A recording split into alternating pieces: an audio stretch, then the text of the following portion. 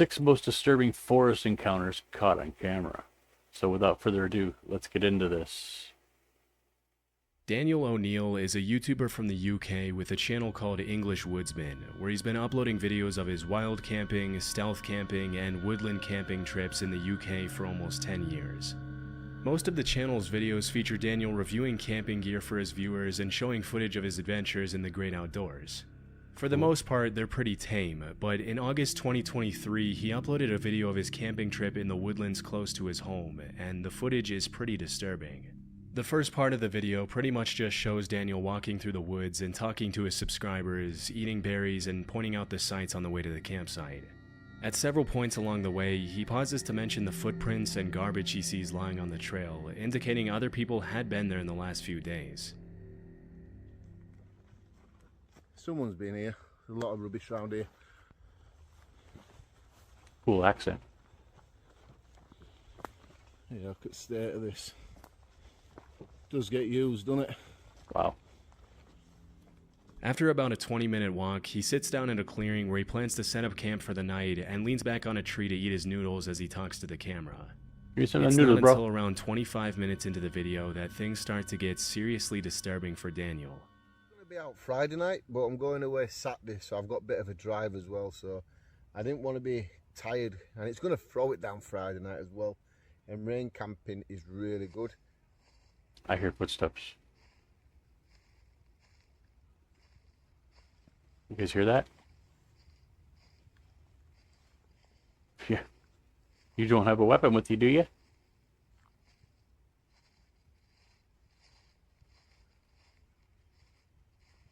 That's a those are human footsteps. No. Hello?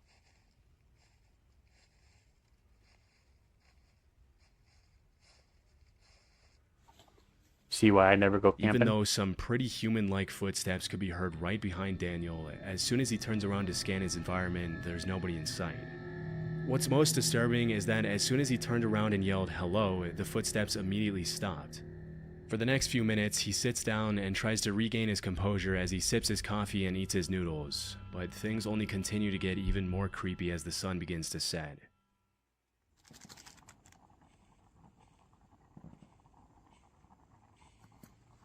Definitely wear headphones when you're listening.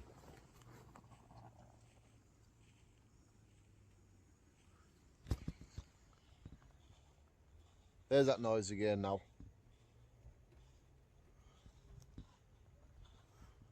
Hello?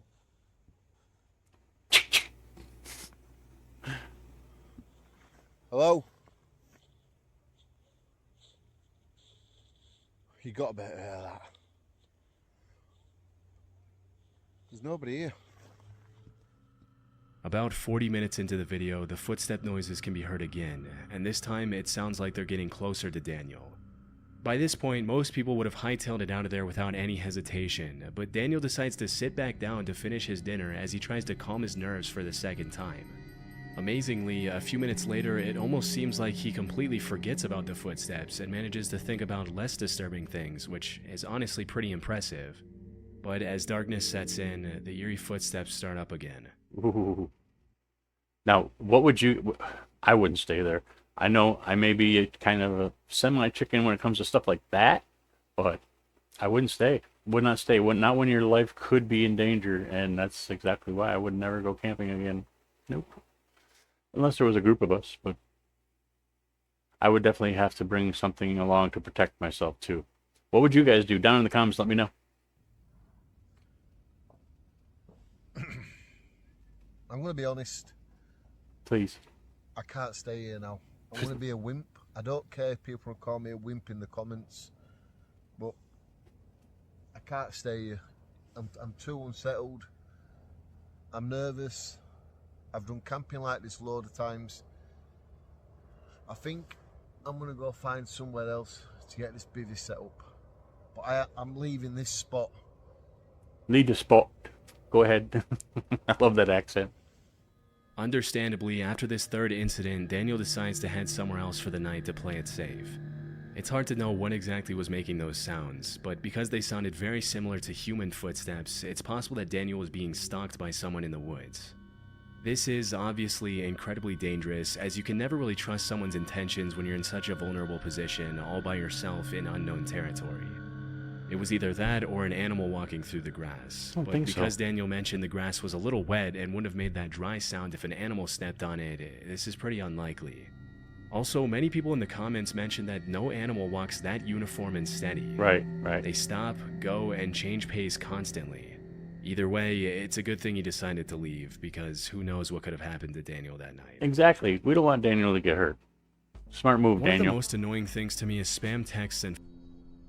The Rampant Range is part of a front range of the Rocky Mountains in Colorado, made up of almost entirely public land within the Pike National Forest. In the summer, you'll find lots of bikers enjoying the Rampant Range's elaborate trail system and exploring the great outdoors. Now For that the I most would part, do. this part of Colorado is a paradise for anyone who enjoys spending time in nature. But over the past few years, there's been a pretty alarming trend on the rise, with random people setting up wires on trees at just about head height in an effort to seriously injure bikers Wow. on the trail. In 2019, a post describing this terrifying trend was uploaded to Facebook. And disturbingly, the uploader mentioned that one of his high school friends had lost his life as a result of running into a similar wire on a trail. Wow. Immediately, people jumped into the comments to point out how incredibly messed up it would be to do something like this, and how this kind of evil needs to be categorized as attempted murder if the suspects are ever caught. A couple of years before that post was made, in 2017, two motorbike riders uploaded a video to YouTube of their encounter with a similar wire, and although nothing happened to them, it was a very close call. Thank goodness. Whoa.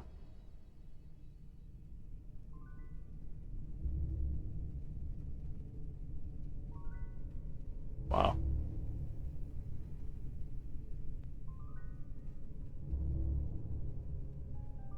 And that's not even funny. I mean, why? Obviously to hurt When somebody. these wires are set up off-trail, it can be hard to tell whether they were placed there out of malice or if a random camper or farmer placed the wires there to hang up clothes or something similar. But in cases like these where the wires are specifically placed on the trail, there's Yeah. really only one reason people would do that, and that's to bring serious harm to bikers for some reason. Possibly they're annoyed with the constant loud sound of the bikes near their property or something else. But hopefully more measures can be taken in the future to prevent more people from getting hurt, especially because it's not uncommon to hear about motorbikers and snowmobilers losing their lives over this kind of stuff. That's unbelievable. This audio was uploaded to YouTube by a user named ForestFire number 21. He recorded it around 2 a.m. in December 2014.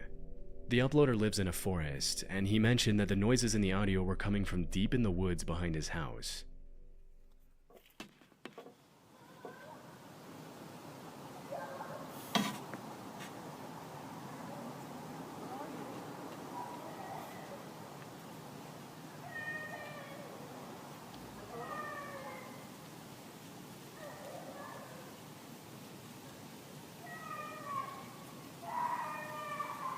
Wow. That's giving me goosebumps. It's hard to make out what the child is yelling, but after listening closely, Daddy. several users jumped in the comments to point out that you can also hear an adult voice yelling, "Where are you?" In addition to the young female voice making most of the noise, this quieter, more subtle male voice that can also be heard in the audio only makes the whole incident that much more disturbing. Near the end of the video, the uploader mentions that after that night, he checked the news every day to see if he could find some explanation for the screams, but he never did. The fact that the screaming was captured at around 2 a.m. in the freezing cold weather and in the middle of the woods indicates that the uploader could have genuinely recorded something pretty sinister taking place that night. It's hard to tell why the uploader would record and upload the audio instead of immediately calling the police after hearing a female voice in such obvious distress. I was But gonna say. At this point, there's not much that can be done about it. And who knows, maybe the uploader did call the police. There wasn't much context given in the video's description. We can only hope that whatever problem happened that night was eventually solved, but based on the shrillness of the screams and the strangeness of the whole situation, we probably won't ever be able to know for sure. I would have called. Lisa is a life coach and YouTuber who often uploads videos of what it's like living in her van and traveling the country on her own. One afternoon in 2022, Lisa had parked her van on the side of the road and left the side door of her van open while she cooked her dinner inside, when suddenly a sketchy-looking guy approached her, poked his head in her van without her permission, and started asking her some pretty bizarre questions in French, a language Lisa doesn't speak. When she mentioned she didn't understand what he was saying, he pulled out a translator app to try to communicate with her, which obviously made her pretty uncomfortable, especially since she wasn't interested in talking to him in the first place after he invaded her personal space. After watching the guy struggle to use Google Translate for a few minutes, Lisa decided she'd had enough and shut the side door in his face, also closing the curtain to make sure the guy got the hint. I gotta say, here at my house, my wife and I got a knock at our door, and it was probably around 8 o'clock at night, and it was two bicyclists from France, oddly enough, and they needed a place to stay. So I kind of sent them across the street, like you could stay, because they just needed a place to pitch a tent for the night. And I was like, across the street, that's all I can do, sorry. But it was kind of creepy. It was like, made sure our doors were locked that night. It's like, whoo, but it's kind of weird, France. Strangely, for over half an hour, the guy then stood outside in the rain and tinkered with the translator app to try to communicate with Lisa, even after she made it more than obvious that she wanted nothing to do with him. Drive away.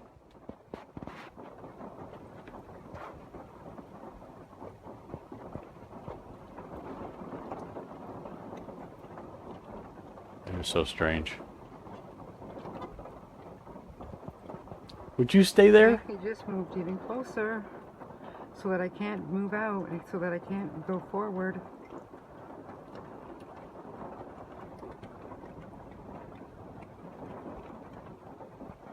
Please leave. Please leave, you sketchy person. Please leave. You're so sketchy.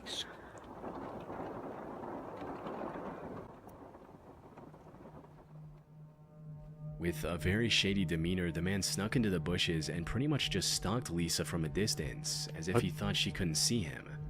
As the sun began to set, Lisa kept an eye on the guy outside to make sure he didn't try to get close to her again, but the man just kept on bringing his car closer to her van and blocking her exit in different ways for more than half an hour. This thing is really starting to freak me out. It's been like a half an hour and he just keeps on moving his vehicle so he can see in my van here. And That's why I would use one of these. anyways, You see that? it's 7 o'clock. I'm a child, I'm sorry.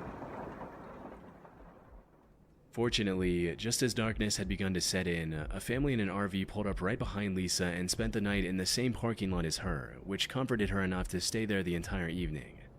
Disturbingly, the guy left soon after the other family arrived, but came back about 3 hours later in the dead of night to check if Lisa was still there. Wow. When he saw the other family in the RV was also still in the parking lot, he left and didn't come back. The next morning, Lisa left early and never saw the guy again. It's hard to tell what the guy's exact intentions were, but based on his overall sketchy demeanor and questionable behavior, they couldn't have been anything good. The one thing we can be sure about is that it's a good thing the other family in the RV arrived at the parking lot when they did. Otherwise, who knows what the man would have done to Lisa.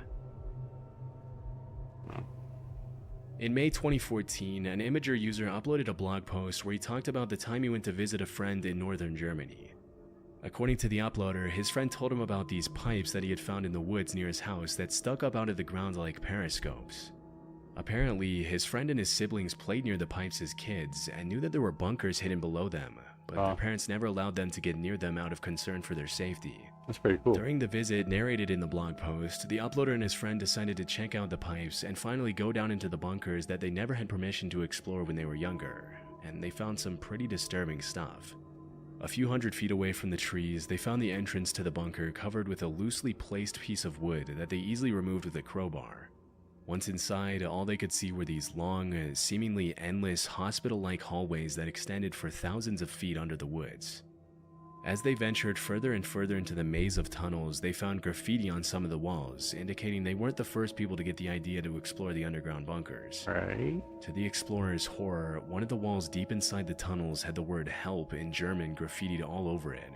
It's possible that it was just sprayed on there by another group of teens trying to be funny, but the eerie nature of the bunker coupled with the general state of disarray really makes you wonder if something more sinister took place down there at some point, possibly even written by German soldiers in the later parts of World War II.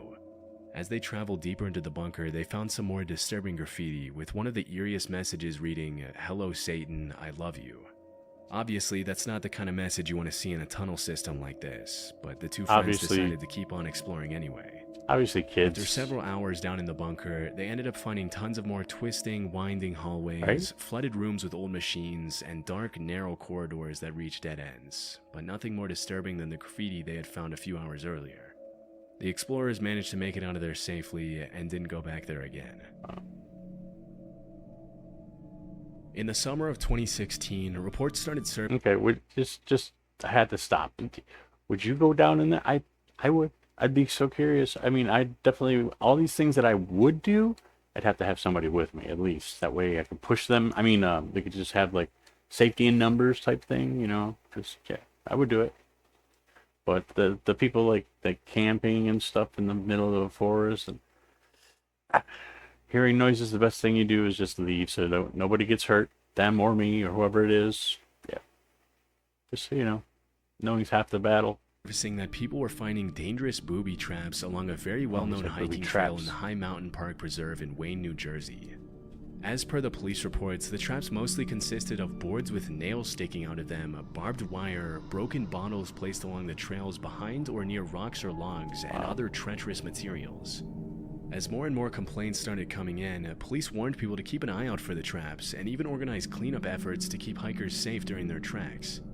What's most disturbing is that these traps were clearly placed there to hurt people, as there's really no other reason to put nails and barbed wire on the ground in the middle of such a popular hiking trail. And that's the thing. I've always said, you know, like with hackers and stuff for PC, it's like, what do they get out of it? They don't even, because I'm in my brain, I don't say normal, but my normal-ish brain. If you're going to get any kind of satisfaction from something, wouldn't you think that you'd want to see the expression on people's face, like whether it's you ruin their day type thing? Not that I would do that, but you know, a hacker, just knowing that you ruined somebody's computer or you know just really mess with them, is that satisfaction enough? Not knowing if it really did actually take effect. Something like that to harm people is just not cool. So don't do it, people. The fact that someone would take the time to get out on the trail, build a booby trap in such detail, and place it there with the intention to do harm to other people and their pets is honestly pretty messed up. But it didn't take the cops too long to make an educated guess as to who was behind the whole thing. Oh. Although they never found the individual suspects responsible for placing the traps on the trail, the sheriff's department determined that the traps had probably something to do with the feud between hikers and bikers who had been fighting over use of the trail for decades. According to many nearby residents, it's common for bikers on the trail to speed past the hikers without ringing their bells or announcing their presence, which has led to several injuries and rising tensions between the two groups over the years. Just get along, hug it out. It's hard to imagine that someone would take the issue to the point of trying to harm an entire group of people so maliciously with such brutal methods. Fortunately, no one was hurt as a result of the traps, but the suspects responsible were never found. All right, thank you all for watching. I'll leave a link down in the comments if you want to watch this all by yourself without me. And I'm your host, Magic. See ya.